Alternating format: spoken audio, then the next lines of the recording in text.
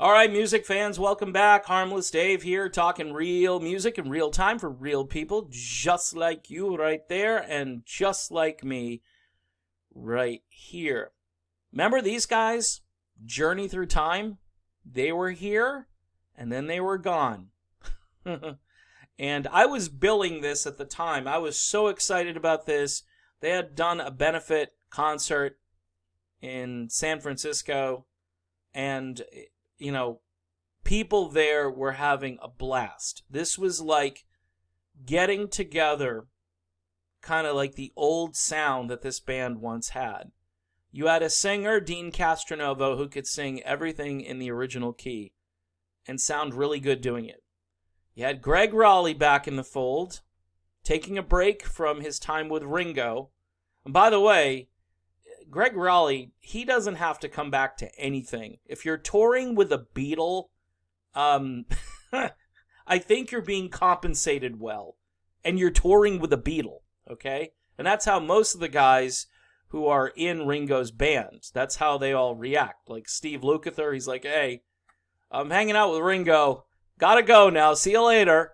I know you want me to be in Toto and you want me to do all these other things, but hey, Ringo just called. Marco Mendoza, a fine bass player, a fluent bass player, a funky bass player. So this is a great band. And then you've got the guitar god over here, Neal Schon. So this was kind of like Neal Schon's Journey Through Time. And it was here, and it was gone. Now, when I thought this through yesterday, I'm saying, all of a sudden, all hell breaks loose with the lawsuits and paperwork and counterpoints and arguments and Herbie Herbert and Steve Perry? So I'm thinking to myself that somewhere, someone said, this can't go on. Especially what we know now about the revenue stream from 1998, the renegotiation where Kane and Schon gave away the house, the car, the boat, the trailer, just so Perry would go away. That's what they did.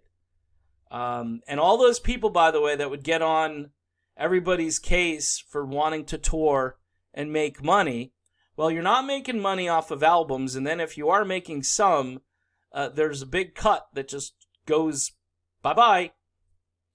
So that's irritating. It's kind of like being taxed. You know, a lot of people don't like taxes, right? So you make your gross pay, and then you got a net pay, and then you've got somebody coming in again. So it's like double taxation. And saying, nope, sorry, this is mine. So that has to be a real irritant. But these guys did make that deal in 1998, and I might say it was not the best business deal you could make. Unless you're Steve Perry, then it was genius, right? Because Perry is still raking in the dough. But this, Journey Through Time, is not Journey. This is something else. This is, Perry always said, call it whatever you want to call it. Okay, how about we call it Journey Through Time? Now, because they're out there performing this music, and the similarities to Journey, the word Journey is in the title. And again, this is the difficulty from the branding and the marketing standpoint, that if you call it something like Bad English, all right, which would be fine, I think, but people think of John Waite, and they have a certain expectation of what Bad English is going to be. That might work a little bit, but what you really want is something that sounds like Journey. You know, you don't want to be too tacky. You don't want to be like a Journey tribute band and call it Voyage. No offense to my friend Hugo, who is in that band and doing a fine job playing the music of Journey. But if you pick something similar to try to attract people to come to the show and say, hey, this is a lot like Journey, Neal Schon's Trek into the Stratosphere. You know, you could probably come up with something that's somewhat non-related and doesn't have any of the key words, but then someone's still going to serve you with papers and say, oh, too close. Sorry, this violates the contract. You can't perform this music this way. And so that's why I think Journey Through Time was a very fast journey through time, and it was just like a little comet that kind of burnt out. But I don't think they burnt themselves out. I think someone with paperwork ended this. So it's sad, but it was probably a casualty of what is currently happening. And that is people just fighting for money. People who already have enough money, who are fighting for more money. And it's tragic. And it's not about the music. I do my little intro, real music, real, and we're talking about real legal issues in real time, and real greed in real time. That irritates me. Again, the dude who went to the Cape Cod Coliseum, stood in the dirt parking lot, all my friends, we had our ticket stubs, $12, whatever it was, $15. We're going into the concrete building, the concrete slab building, which is now a warehouse, all right, unless they changed hands again, to see Journey in 1981. And now this is where we're at. It's just weird how things change over time. But it shows you that the music that this band made is so important to, like, I guess it's important to the future. I'm not saying it's like Beethoven or Mozart, but what it is a timestamp, and it's a melody, and it's a thing where people remember where they were, and then another generation is picking up on some of it. You're hearing it all over the place. Every bar, every tavern you go to, you hear it. Even younger people are listening to this as like their last call song and so forth. So to have a little portion of this, little piece of this art, those 3 names are on it. So those 3 names are going to battle. And until it's resolved, it's really going to irritate a lot of the people who grew up like myself, just wanting to hear some great music and not worrying about all this behind the scenes stuff. But you think about it, Journey is the ultimate corporate rock band.